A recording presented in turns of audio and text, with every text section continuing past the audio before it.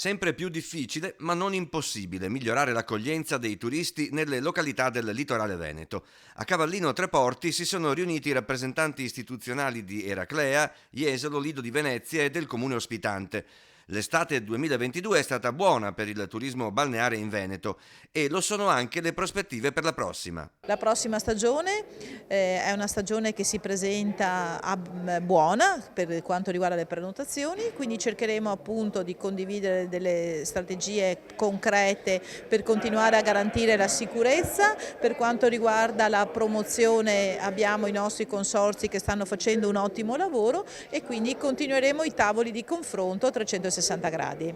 Sindaci e operatori a prepararsi grazie allo studio Spiagge Venete Che Fare, curato dal professor Paolo Feltrin dell'Università di Trieste. L'elaborato mette il dito su una delle carenze croniche delle nostre zone litoranee e che le rende meno appetibili di quelle romagnole. Infrastrutture.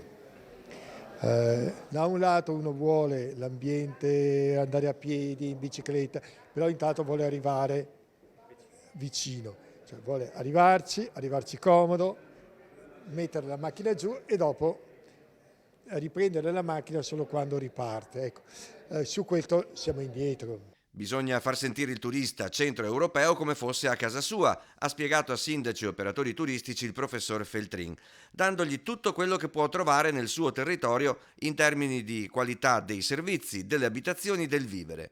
Gli ha fatto eco la presidente Nesto, che è anche la sindaca di Cavallino Treporti. Quella di avere strumenti pensando di far star bene nei nostri territori tutti, cominciando dai residenti, che per noi è fondamentale, e poi pensare agli ospiti. Solo con una comunità che sta bene si può essere accoglienti.